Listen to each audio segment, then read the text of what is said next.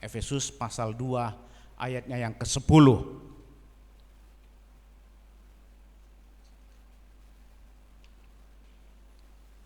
Sudah dapatkah Bapak Ibu?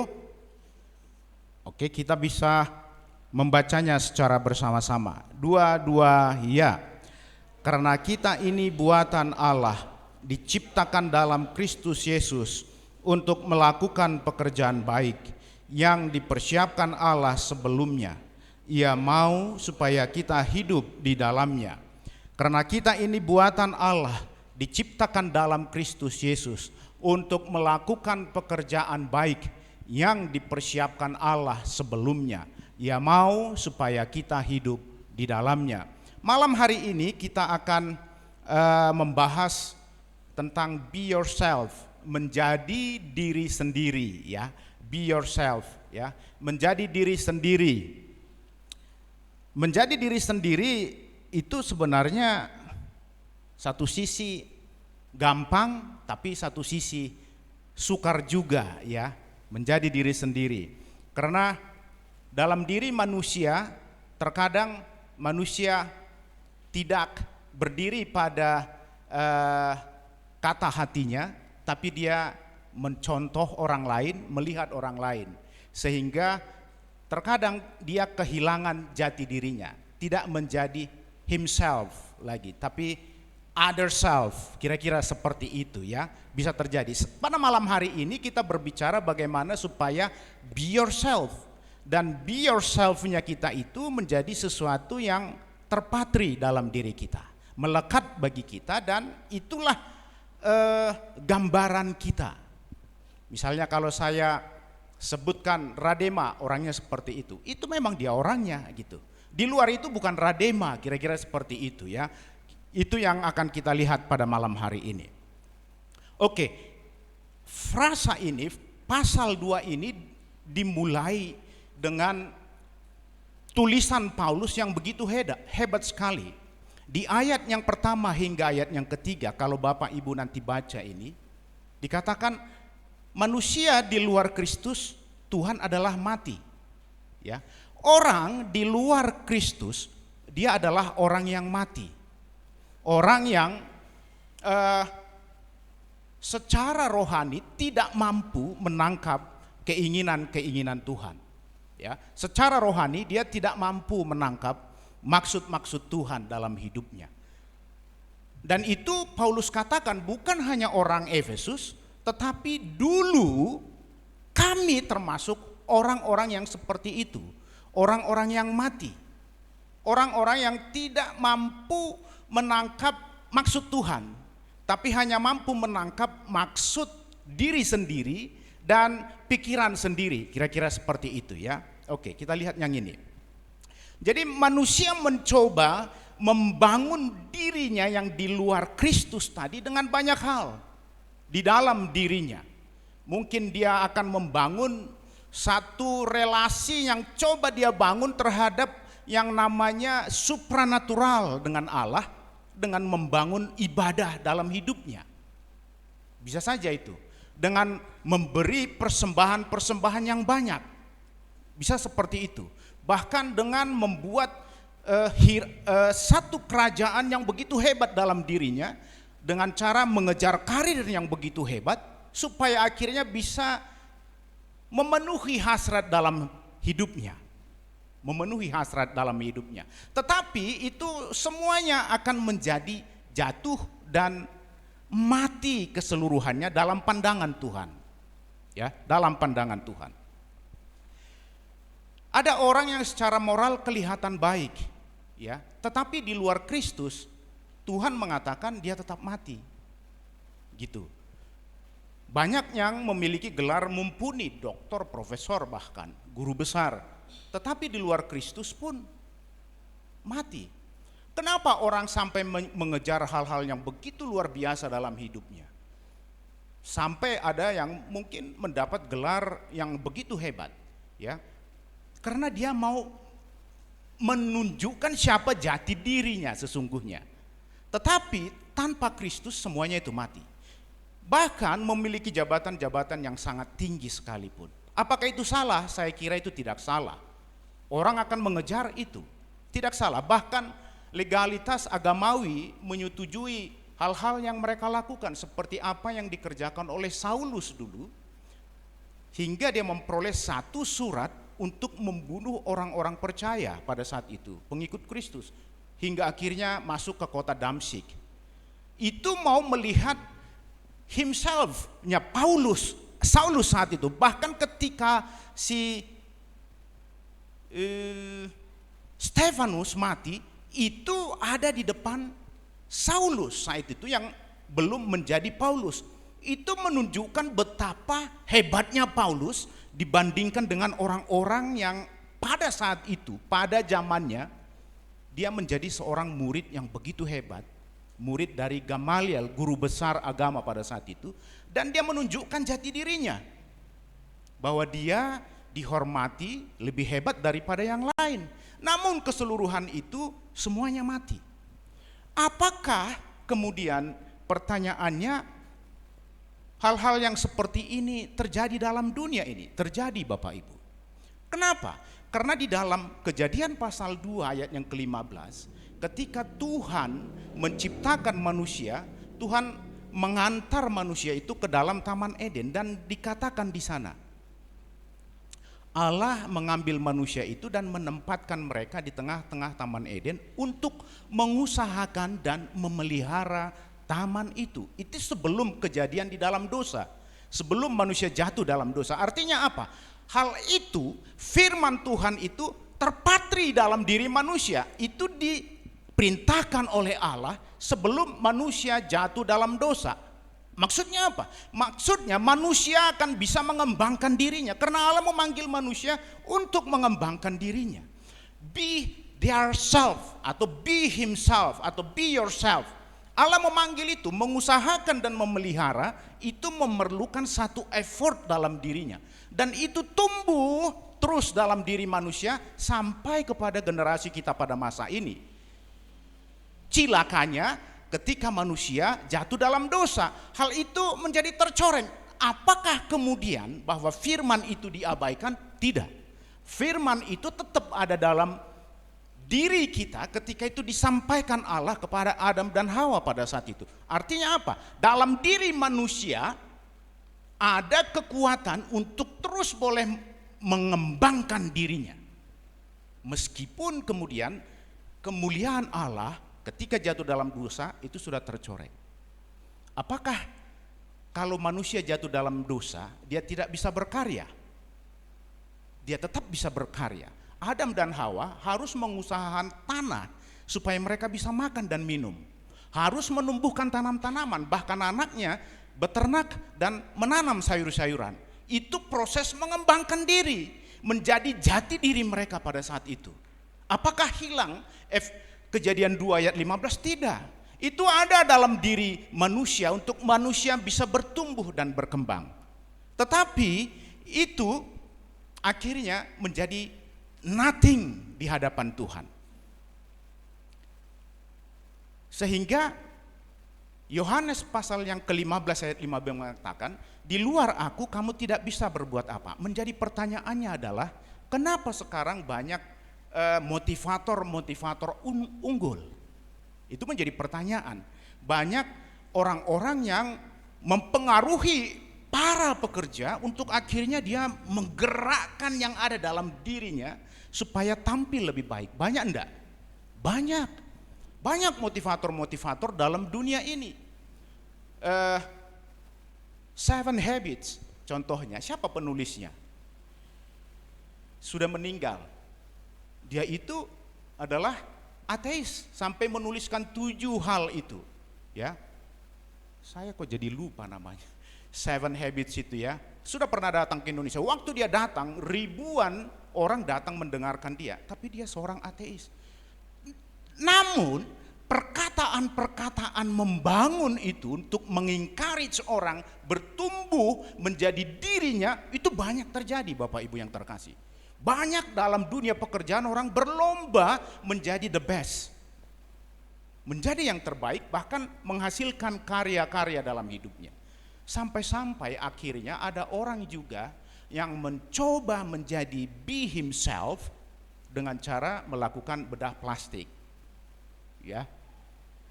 Itu dia melakukan bedah plastik supaya kelihatan lebih mapan, lebih cantik, lebih berani di depan umum, padahal itu bukan himself gitu. Ada saya lihat kemarin di TV, ininya lagi bengkok ini hidungnya, besar banget karena bedah plastiknya itu barangkali silikonnya sini enggak tahu ya, kurang rapi barangkali. Jadi ini bengkok begitu. Mencoba menjadi himself, tapi akhirnya tidak bisa. Ada orang yang mencoba bisa diterima di masyarakat dengan cara-cara tertentu, Bapak Ibu yang terkasih, dengan penampilan-penampilan yang sedikit lebih kemayu. Bisa saja seperti itu. Itu menjadi cap dia. Ya, kalau misalnya selalu aduhai gayanya, meskipun dia seorang laki-laki misalnya seperti itu. Dan itu akhirnya dilihat oleh umum sukses dan bisa menimba banyak pundi-pundi dalam duitnya, dalam kantongnya, bahkan rekeningnya bisa besar, bisa saja. Ya, bisa saja terjadi seperti itu. Ya, dan bahkan saat ini dalam sukar untuk menerimanya, LGBT misalnya seperti itu ya, banyak hal-hal terjadi, laki-laki menikah dengan laki-laki. Banyak di antara mereka yang juga menjadi menteri. Oh, ini sesuatu yang menjadi pemikiran bagi kita, sukar untuk menerimanya dengan baik, Bapak Ibu. Ada yang menjadi menteri tapi dia LGBT. Banyak terjadi hal. Kenapa bisa terjadi? Karena dia mengembangkan dirinya. Kejadian 2 ayat 15 itu melekat selalu. Sebelum orang jatuh dalam dosa, orang bercoba untuk mengembangkan. Be their self, menjadi diri mereka sendiri. Tetapi tanpa Tuhan itu akan menjadi binasa. Itu yang mau disampaikan oleh Paulus. Banyak yang sukses, Bapak Ibu, dari kacamata dunia banyak yang sukses. Ya, oke. Di dalam Kristus Tuhan manusia hidup. Itu ayat 4 dan sampai 7, ya. Kita dihidupkan di dalam Kristus, ya. Itu yang dituliskan oleh Paulus kepada orang-orang Efesus saat itu. Ketika kita dihidupkan di dalam Kristus, kemudian hal-hal itu merubah segala sesuatu yang di dalam Roma 3 ayat 23 itu, karena semua manusia telah berdosa dan telah kehilangan kemuliaan Allah. Ketika relasi dipulihkan dengan Allah, kemuliaan Allah itu kemudian ditampilkan lagi dalam wujud asli yang semula itu dalam diri manusia yang karena Adam dan Hawa jatuh dalam dosa, itu dipulihkan. Kemuliaan Allah yang tercoreng ketika Adam dan Hawa, ketika Kristus datang, itu akhirnya dipulihkan. Tetapi not for all people, tetapi hanya bagi orang-orang yang mau menerima dia, menerima salib itu. Kemudian itu mengalami pembaharuan di dalam hidup kita. Dan Allah mengerjakan itu dengan inisiatif Allah, bukan menunggu manusia. Allah yang mencari supaya ciptaannya itu tidak menjadi hilang, tidak menjadi diri mereka sendiri, bisa saja mengalami banyak kejayaan, namun mengalami kematian secara rohani. Allah mengejar itu. Itu yang mau disampaikan oleh Paulus di ayat yang pertama hingga ayat yang ke-7 dan 8 dan 9. Jadi tanpa Allah berkarya, maka manusia yang sukses itu tanpa dia akan tetap mati. Bapak Ibu. Ya. Sehingga banyak tulisan-tulisan kemudian yang menyatakan bahwa kenapa akhirnya dunia bisa dirubah oleh karena orang-orang yang menerima Kristus dari keturunan Yahudi sudah memasuki dunia ini dengan cara Allah dan merubah penemuan-penemuan atau inventory di tengah-tengah dunia, sehingga dunia mengalami proses inovasi yang sangat luar biasa. Tapi ada juga orang-orang yang tanpa Kristus pun mengalami itu. Tuhan izinkan di dalamnya. Tuhan izinkan. Oke. Be yourself, kemudian kita akan masuk di dalam Kejadian 2, Efesus 2 yang ke-10 tadi. kita akan berbicara be yourself dibangun atas dasar apa? Yang pertama, kesadaran bahwa manusia adalah manusia materi dan manusia rohani, Bapak Ibu. Kejadian ini Kejadian 1 ayat 27 sebenarnya, saya salah tulis itu ya. Ya, Kejadian 1 ayat 27. Ya. Bahwa manusia itu adalah Kejadian 2 ayat 7 juga pas, ya. Allah mengambil debu tanah dan membentuk manusia dari debu tanah itu, ya. Kejadian 2 ayat 7. Maafkan saya. Bahwa kita ini terdiri dari materi, Bapak Ibu. Materi itu artinya dari tanah akan kembali kepada tanah. Karena kita memiliki materi, kita memiliki banyak kelemahan, keterbatasan, Bapak Ibu yang terkasih.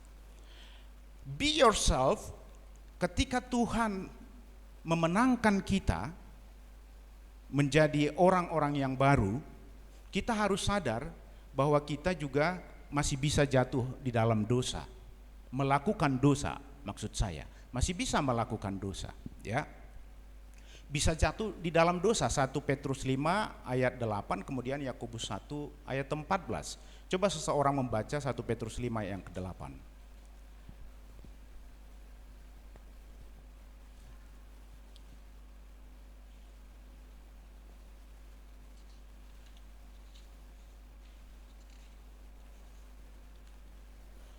Ayo, seorang bapak deh.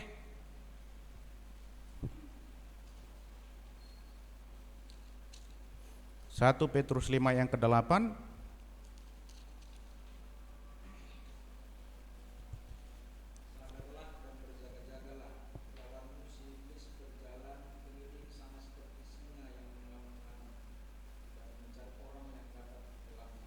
Ya, sadarlah dan berjaga-jagalah. Karena kita masih bersifat materi, kita mungkin bisa jatuh dalam dosa, bisa. Apakah anak Tuhan kemudian tidak bisa jatuh dalam dosa? Bisa saja jatuh dalam dosa. Karena kita memiliki materi ini, daging. Ya. Itu sebabnya Petrus mengingatkan orang-orang di perantauan itu, sadarlah dan berjaga-jagalah. Lawanmu si iblis mengaum-ngaum untuk mencari orang yang bisa ditelannya. Ya. Karena apa yang dulu kita sukai sebelum menerima Kristus, itu yang akan terus dilemparkan oleh si iblis itu, bahkan lewat pikiran-pikiran kita. Jadi ketika kita menyadari bahwa kita adalah bersifat daging yang memungkinkan saya jatuh dalam dosa, saya harus berawas-awas dalam hal ini. Saya harus berawas-awas bahwa saya adalah masih mengenakan daging. Kalau dicubit pasti sakit. Ya, makan cabai pasti pedas, kira-kira seperti itu. Dan kalau kekurangan duit masih bisa menangis, kira-kira seperti itu. Ya, kalau tidak ada sesuatu yang dimakan masih memungkinkan untuk melakukan hal-hal yang di luar nalar, masih bisa seperti itu. Itu sebabnya Petrus mengingatkan supaya kita berhati-hati meskipun kita sudah mengalami Kristus. Ya. Kalah dalam tender bisa saja mengambil langkah-langkah yang tidak benar, bisa saja seperti itu. Karena masih mengenakan daging, tapi ini menjadi peringatan, alert bagi orang-orang dalam Tuhan, kita masih mengenakan itu. Salah satu contoh sederhana saja Bapak Ibu yang terkasih, dalam satu keluarga, meskipun dua-duanya sudah lahir baru, ketika persoalan keuangan muncul di tengah-tengah keluarga, itu bisa menjadi lain ceritanya. Bisa saja. Bahkan orang-orang yang sendiri pun ketika mengalami persoalan keuangan bisa saja berbeda ceritanya. Makanya kita diingatkan setiap waktu supaya berhati-hati. Karena kita yang sudah ditebus bukanlah menjadi superman atau superwoman. Karena kita masih menggunakan daging ini yang bisa jatuh. Ketika kita memahami itu, Bapak Ibu yang terkasih, kita akan mengerti apa yang harus kita perbuat di hadapan Tuhan ketika saya masih mengenakan daging ini. Ketika suara hati mulai menangis, oleh karena keadaan yang begitu hebat dalam hidup kita, apa yang harus kita perbuat kira-kira? Seperti itu. Kita harus bisa melompat dari posisi yang kondisi di mana kita akhirnya bisa terjebak dalam hal-hal yang tidak menyenangkan hati Tuhan kemudian. Dalam posisi-posisi pergumulan hidup kita. Bisa seperti itu terjadi Bapak Ibu yang terkasih. Bisa saja. Ya, pengalaman-pengalaman Bapak Ibu saya percaya ada dalam posisi-posisi yang seperti itu. Saya juga mengalami hal-hal yang berat juga dalam hidup saya. Itu menjadi pergumulan dalam hidup saya, bagaimana supaya tidak menjadi tergeletak dalam posisi itu. Tetapi harus bangkit dan menyadari saya ini adalah manusia yang terdiri dari materi dan rohani yang dibuat oleh Allah. Ketika materi ini bergejolak, saya harus bisa menang dari itu di dalam seluruh pergumulan-pergumulan hidup saya. Berat ya. Filipi 1 ayat 29 itu jelas ya. Kepada kamu dikaruniakan bukan saja percaya kepada Kristus tetapi juga menderita bagi Dia. Menderita bagi Dia di luar Kristus, no way. Tetapi karena di dalam Kristus, panggilan itu menjadi label dalam hidup kita. Dan kita harus siap, bukan hanya percaya, tetapi menderita. Tapi terkadang itu berat dijalankan, terkadang berat dijalankan. Ketika persoalan-persoalan itu lebih besar, kita rasa daripada Allah yang sanggup memenangkan materi kita ini. Kira-kira seperti itu. Sehingga kita akhirnya bisa tegak menjadi be ourselves dalam pencobaan-pencobaan, pergumulan-pergumulan yang seperti itu. Saya tidak mau mengatakan bahwa saya menang setiap saat, tidak. Saya juga pernah jatuh dan gagal dalam hal itu. Saya harus bangkit lagi supaya materi saya ini tidak lebih besar daripada Allah yang sudah membuat materi itu dalam diri saya. Saya harus melihat Dia yang lebih dahsyat yang sudah menjadikan itu dalam diri saya. Sehingga kita bisa bergerak. Kemudian karena kita tahu bahwa kita terdiri dari materi, kita harus mengingat yang tadi saya sebutkan, Kejadian 2 ayat 15. Oleh sebab itu kita harus mengembangkan diri dalam hidup ini supaya kemudian hidup kita menjadi be ourselves, Bapak Ibu yang terkasih. Efesus 5 ayat 17, ayat 15 hingga ayat 17 itu. Kita harus mengembangkan diri kita. Ya.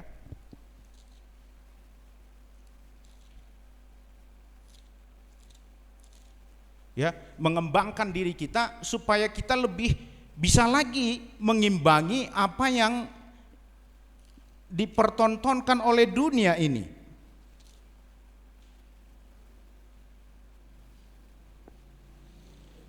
Ya. Karena itu perhatikanlah dengan saksama bagaimana kamu hidup, janganlah seperti orang bebal, tetapi seperti orang arif, dan pergunakanlah waktu yang ada karena hari-hari ini adalah jahat. Sebab itu janganlah kamu bodoh, tetapi usahakanlah supaya kamu mengerti kehendak Tuhan. Daging kita ini menuntun kita selalu kepada hal-hal yang membuat kita merasa lemah, terbawa kepada ketidakmampuan untuk bangkit. Ya, pengennya tidur lebih lama, bangun lebih lama, bisa seperti itu. Sukar untuk menggerakkan diri untuk melawan yang materi ini, Bapak Ibu yang terkasih. Ya, barangkali HPDT kita mungkin terbatas, kira-kira seperti itu. Kenapa? Karena terlalu berat, daging ini menuntut mata ini supaya tertutup, kira-kira seperti itu. Ya, jadi kita harus melawan, harus mengembangkan diri. Sebagai pekerja kita kompeten dengan pekerjaan, gitu ya. Kalau kita tidak mengembangkan diri, berarti kita akan kalah dengan orang-orang yang tidak di dalam Kristus, yang mereka bisa mengembangkan diri dengan baik, Bapak Ibu. Kita tidak usah menutup mata kita, Bapak Ibu. Terkadang di dalam satu perusahaan, orang-orang yang tidak mengenal Kristus itu bisa mencapai prestasi-prestasi yang sangat mumpuni. Namun kenapa saya yang percaya Kristus tidak mendapat prestasi-prestasi yang mumpuni? Apa persoalannya yang terjadi? Persoalannya barangkali Allah sudah mengaruniakan kepada kita kekuatan, tapi kita tidak mengembangkan itu dalam diri kita. Kita masih belum memenangkan diri kita atas materi yang ada dalam diri kita, sehingga kita malas untuk menggerakkannya lebih luar biasa. Seharusnya kita bisa. Kenapa mereka yang tidak percaya kepada Tuhan itu bisa mengembangkan dirinya lebih hebat? Ini menjadi pertanyaan yang harus kita renungkan dalam kehidupan kita, Bapak Ibu yang terkasih. Ya, supaya akhirnya kita bisa menjadi diri sendiri. Namun, apakah semua harus dipanggil menjadi top? Tidak juga. Ya, ada juga yang harus tidak mesti top, tetapi dia bisa menguasai dirinya dalam posisi yang itu. Apa yang diserahkan kepada dia, dia bisa menyelesaikan itu. Ya, kan nggak semua jadi presiden ya, atau tidak semua menjadi top leader, tidak juga. Meskipun saya hanya ada di belakang, tapi saya menyelesaikan bagian itu dengan tanggung jawab yang baik. Kira-kira seperti itu. Tapi yang menjadi persoalan, banyak orang yang kemudian memberontak dengan itu. Kenapa? Tidak sesuai sih pendapatan dengan keringat yang saya curahkan. Kira-kira seperti itu ya. Tidak sesuai dengan apa yang saya berikan buah pikiran dengan uang yang saya peroleh. Itu bahaya juga. Kita anak-anak Tuhan nanti menjadi persoalan juga dalam posisi-posisi seperti itu. Ya. Sebagai pemimpin kita bisa menguasai diri dan memimpin orang lain. Pemimpin perusahaan juga harus bisa mengembangkan dirinya, ya. Mengembangkan dirinya supaya kemudian yang dipimpinnya itu bisa menjadi tertolong. Kira-kira seperti itu. Kita bersifat materi, artinya kita memiliki keterbatasan. Sadarlah kita bahwa kita bisa juga jatuh, bahkan mengejar sama seperti orang-orang yang tidak mengenal Kristus. Bisa. Terbuka untuk itu, terbuka.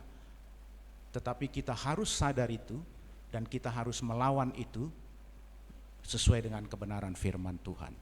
Ya.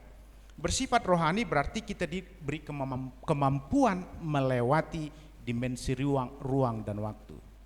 Kenapa saya sebutkan melewati dimensi ruang dan waktu? Bagaimana saya menangkap peristiwa Adam dan Hawa, atau bagaimana saya bisa menangkap dan percaya peristiwa Abraham, itu di luar dari nalar kita, Bapak Ibu.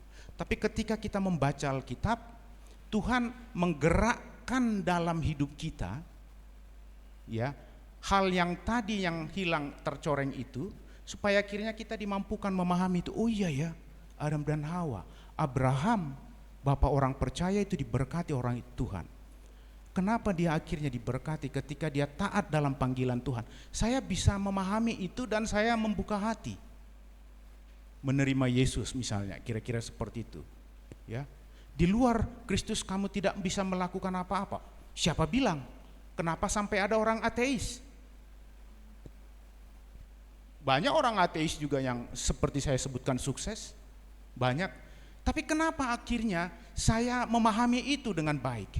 Karena rupanya dalam diri kita itu Allah sudah menaruhkan hal-hal rohani dalam diri kita sejak dari awal. Namun kemudian itu tercoreng oleh karena jatuh dalam dosa. Tetapi kerinduan yang paling dalam hati kita, kita mau mencari, manusia itu mencari sesuatu yang di luar kemampuannya, di supranaturalnya. Itu sebabnya manusia mencari apa? Batu, mencari kayu, mencari sungai-sungai, mencari pohon-pohon besar, namun tidak menemukan hal yang sejati di dalamnya. Itu buktinya. Tetapi orang yang di dalam Tuhan kemudian itu ketika menangkap Allah, ini luar biasa. Ayat 8 sampai 9 dari Efesus pasal 2 itu, bukan karena kita yang menaruhkan iman sehingga kita menangkap Allah, tapi Allah yang menaruhkan iman itu. Dan iman itu harus tetap dalam diri kita. Oleh karena kerinduan itu, akhirnya kita menangkap, oh ada Allah. Saya rupanya makhluk rohani yang memerlukan Allah dalam hidup saya. Ya. Dan iman itu, siapa yang memberi? Allah itu sendiri memberi iman dalam diri kita. Be yourself itu harus mengerti bahwa saya makhluk materi dan saya makhluk rohani. Saya harus memberi makan materi ini dengan cara Allah dan menumbuhkan iman ini yang sudah Allah taruhkan dalam diri saya. Supaya kemudian itu akan boleh berkembang dengan baik. Ya. Coba dibaca 2 Petrus 1 ayat 5 sampai 9. Satu orang baca Bapak Ibu. Sekarang giliran ibu-ibu lah, tapi kan enggak semua ibu-ibu, kaum wanita. 2 Petrus 1 ayat 5 sampai 9.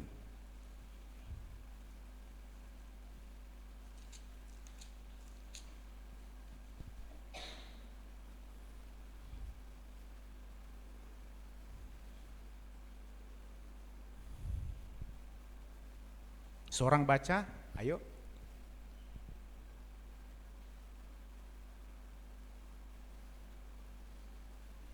Adakah? Aku terkejut, enggak ada kaum wanita kah di sini? Seorang aja, seorang, coba tolong saya untuk dibacakan. 2 Petrus 1 ayat 5 sampai 9.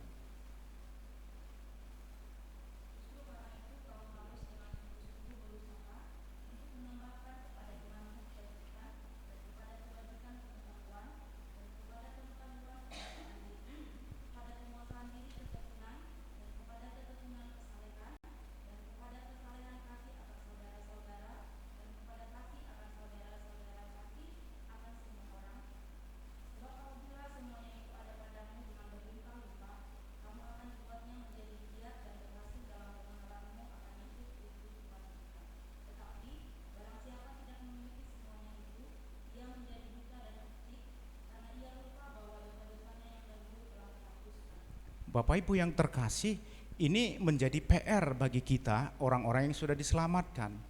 Ketika saya percaya kepada Kristus, rupanya Allah memanggil kita untuk menjaga iman ini boleh tetap bertumbuh, ya.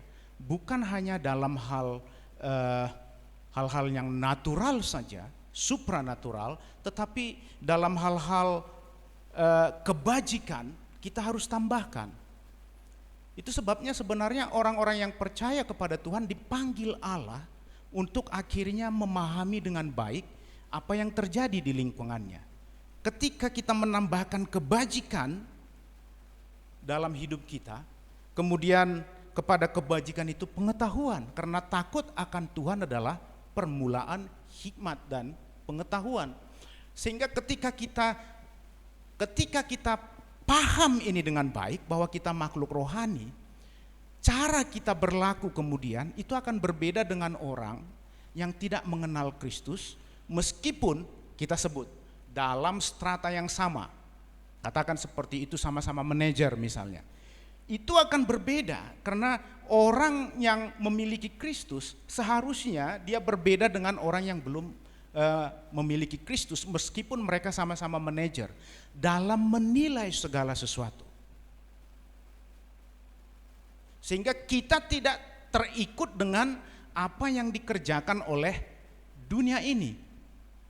Ya, karena dunia ini memang sedang berkecamuk dengan hal-hal yang diinginkan oleh si jahat itu. Dia melemparkan hal-hal yang jahat untuk kita tidak tetap setia kepada dia. Sistem yang dibangun itu membuat manusia akhirnya melupakan Allah. Dia senang akan dirinya. Itu sebabnya kata Petrus di sini, kita harus mengembangkan diri kita juga dalam hal itu. Iman kita jangan didiamkan, tetapi harus kita kembangkan dia di dalam kebajikan, di dalam pengetahuan, penguasaan diri, ketekunan, dan kesalehan. Dan kepada kesalehan kasih akan saudara-saudara, kasih akan saudara-saudara, kasih akan semua orang. Itu rupanya harus dikembangkan dalam diri kita, harus dibangun, sehingga kita menjadi be ourselves yang sudah dimenangkan oleh Kristus. Meskipun dalam strata sama-sama manajer dengan orang-orang lain atau sama-sama pemilik perusahaan dengan orang lain. Kita berbeda. Jadi tidak sama lagi. Seperti itu. Ini menjadi tantangan bagi kita Bapak Ibu yang terkasih, karena gejolak-gejolak di dunia ini banyak hal. Ya, kalau saya mengingat kesaksian Bang John Ferry dulu, dia sering sekali disodori dengan kwitansi kosong. Ditanya, bisa enggak kwitansinya kosong Bang? Bisa saja. Bahaya kan, John Ferry dia harus tetap, dia membuka percetakan, tapi dia berbeda dengan percetakan yang lain. Percetakan yang lain bisa saja, kau isi 10 juta pun dalam itu enggak apa-apa, enggak problem bagiku. Tapi John Ferry bilang, no, apa yang kutuliskan itu yang harus dibayarkan. Berbeda enggak? Berbeda. Jadi itu menjadi sesuatu yang harus kita tumbuhkan dalam diri kita. Ya. Itu yang dikatakan oleh firman Tuhan bagi kita. Petrus pun mengingatkan orang-orang yang ada di perantauan karena mereka dijajah oleh kerajaan Romawi. Engkau harus berbeda dari orang-orang yang belum mengenal Kristus. Orang-orang yang ada di Kapadokia, Pontius, kalau kita baca itu adalah orang-orang yang masa Pentakosta, Petrus berkhotbah dan mereka mengalami perubahan dalam hidup. Ketika mereka kembali ke sana, Petrus menuliskan surat Petrus ini mengingatkan mereka, be yourself in Christ. Engkau harus mengembangkan dirimu, berbeda dengan cara berpikir orang penjajah dan cara berpikir orang terjajah tanpa Kristus. Kira-kira seperti itu. Kita adalah orang-orang yang belum percaya Kristus adalah orang-orang terjajah oleh hal-hal dunia ini. Sehingga perbuatannya pun pasti perbuatan orang-orang terjajah. Tetapi kita adalah orang-orang merdeka, kata Tuhan. Merdeka yang tidak lagi terikat dengan cara-cara penjajahan iblis, cara-cara penjajahan dosa. Tapi orang merdeka yang sebebasnya kita merdeka namun terikat kepada Dia yang memerdekakan kita. Kira-kira seperti itu. Sehingga kita harus menumbuhkan itu dalam diri kita. Tidak lagi caranya sama dengan yang ditawarkan oleh dunia. Boleh ya, sejauh ini masih bisa diikuti ya. Ini sesuatu yang sebenarnya itu bagian dari hidup kita selalu, dalam hidup kita ya. Kolose 4 ayat 5 dan 6 juga mengatakan hal seperti itu ya. Saya baca untuk kita.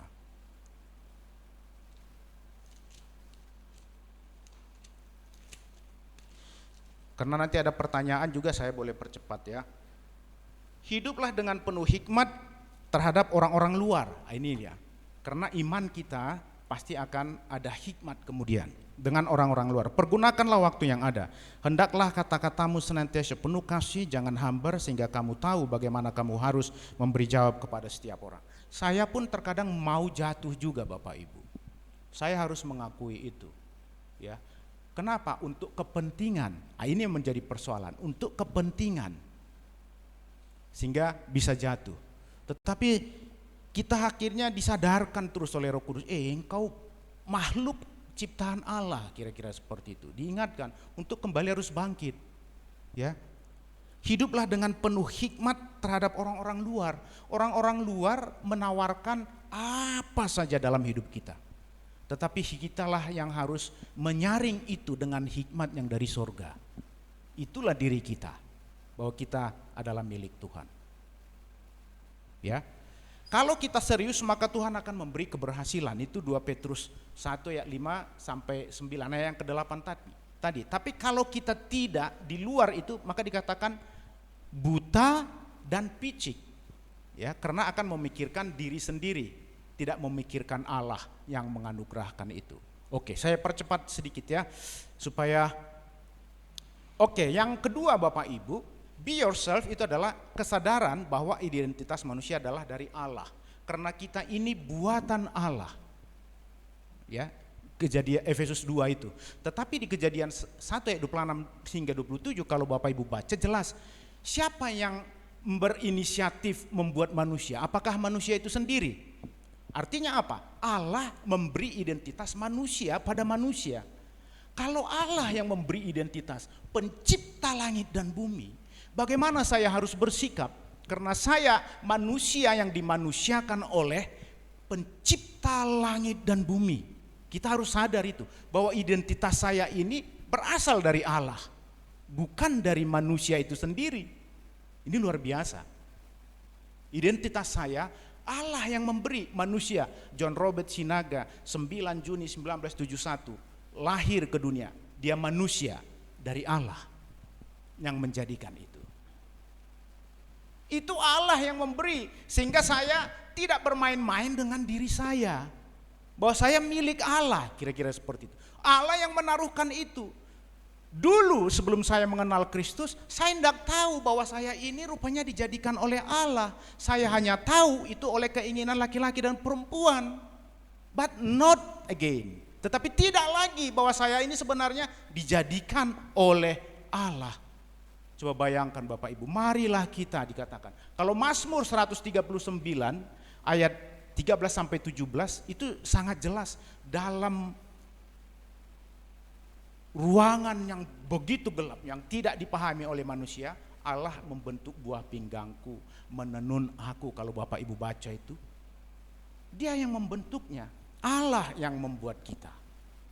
Kemudian Allah menaruhkan gambar dan rupanya atas kita. Kalau Dia menaruhkan gambar dan rupanya atas diri saya, ketika kita memahami itu, sehingga ketika kita berjalan dan akhirnya terus berbuat dosa, siapa yang kita hancurkan? Image Allah yang ada di dalam diri kita, rupa Allah yang ada dalam diri kita. Identitas saya manusia ciptaan Allah itu yang saya rusak. Sehingga Roma 3:23 itu sangat jelas, kehilangan. Kalau sudah dalam Kristus, kita harus mengerti hal ini dengan baik. 2 Korintus 5 ayat 17 itu jelas. Jadi siapa yang ada di dalam Kristus, ia adalah ciptaan baru. Yang lama sudah berlalu, sesungguhnya yang baru sudah ada datang. Kejadian 1:26-27 itu kemudian oleh karya Allah kita ditebus dari dosa. Itulah disebut kelahiran baru. Kelahiran baru itu pun Allah yang mengerjakan, bukan saya, bukan usaha saya. Sehingga kalau saya sudah dilahirkan baru, saya sekarang menjadi seorang pekerja, saya paham bahwa saya menjadi pekerjanya Tuhan.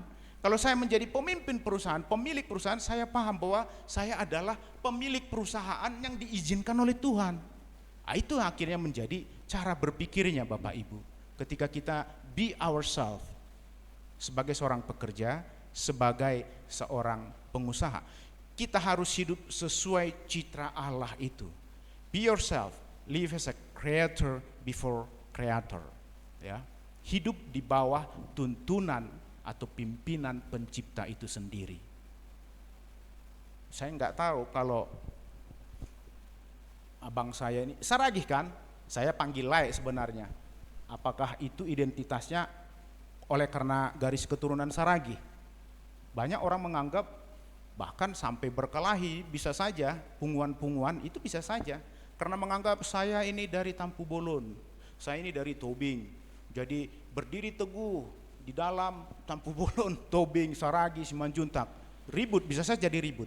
Tapi kalau sadar identitas saya manusia ini dari Allah, saya diizinkan lahir di Saragih, saya diizinkan lahir di Sinaga, kira-kira seperti itu saja sederhananya.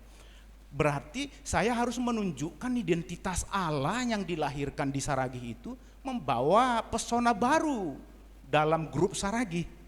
Hanya itu, membawa kepesona baru dalam pekerjaan sebagai accounting. Bahwa saya identitasnya manusia yang diberi oleh Allah. Radema ketika mengecor aspal harus memiliki pola cara Allah, kira-kira seperti itu. Saya pakai mengecor, padahal di konkritnya mengecor ya. Kalau aspal kan biasanya dihampar gitu ya, kira-kira seperti itu. Jadi kita tahu bahwa identitas saya ini Allah yang menaruhkan.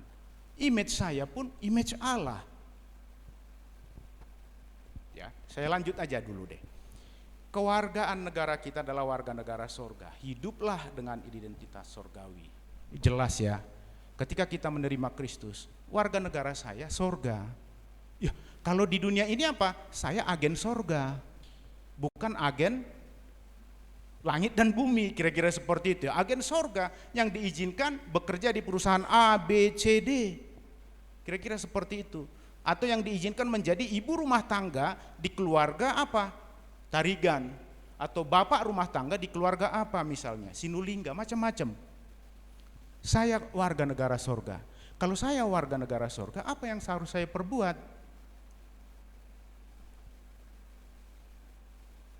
Identitas manusia adalah dari Allah. Saya harus berbuat hal seperti itu. KTP kitanya, KTP dunia ini ya, saya Kecamatan Medan Selayang, yang lain tidak tahu. Tetapi kaplingan yang besar yang kekal adalah surga, kira-kira seperti itu. Agen pembaharu kita Bapak Ibu, ya, di tengah-tengah dunia ini. Yang ketiga, kesadaran bahwa tujuan hidup manusia adalah memuliakan Allah. Saya garis bawahi, Ia mau supaya kita hidup di dalamnya. Di Efesus 2 yang ke-10 tadi, Allah sudah mempersiapkan pekerjaan baik yang dipersiapkan Allah sebelumnya. Kemudian dituliskan di sana oleh Paulus, Ia mau supaya kita hidup di dalamnya. Bisa kita hidup tidak di dalamnya, bisa kita memberontak, bisa saja. Tapi Ia mau supaya kita hidup di dalamnya. Ada satu cerita yang begitu hebat di dalam Alkitab pada masa kerajaan Salomo. Saat itu ada yang namanya Yerobeam bin Nebat. Dia pekerja waktu Raja Daud dan Salomo, ibunya juga. Tapi oleh karena sesuatu hal, daerah mereka ditembok oleh Raja Salomo, sehingga mereka tidak bebas dari daerahnya ke Yerusalem. Saat itu terjadi pemberontakan, Yerobeam bin Nebat lari ke Mesir. Namun ketika Daud meninggal, dia kembali lagi. Ketika Salomo meninggal, dia kembali, anak Salomo itu adalah Rehabeam.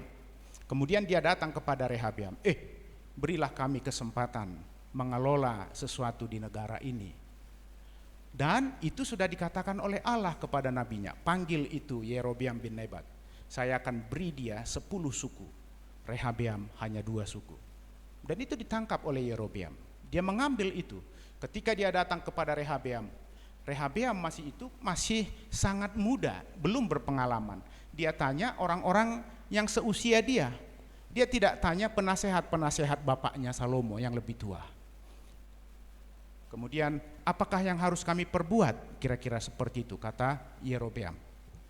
Datang anak-anak muda, apa jawaban? Yang tua-tua mengatakan, berilah mereka kesempatan, ringankanlah pajak mereka dan lain-lain seperti itu. Tapi kemudian ketika itu Rehabeam ini masih muda, tidak banyak pengalaman. Dia bertanya kepada teman-teman sepermainannya, apa yang harus kita perbuat? Katakanlah, kalau ikat pinggang bapakku masih lebih besar kelingkingku daripada itu. Artinya apa?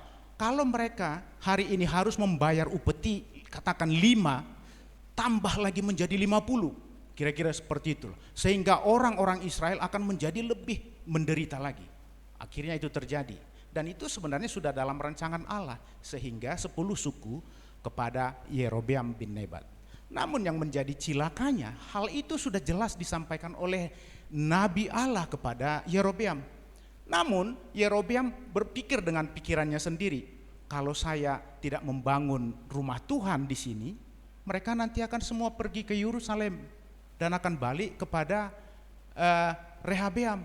Saya membangun rumah Tuhan, menjadi imamnya juga anak-anaknya, semuanya sudah salah kan? Dan akhirnya Allah memukul Yerobeam karena perbuatannya yang begitu jahat.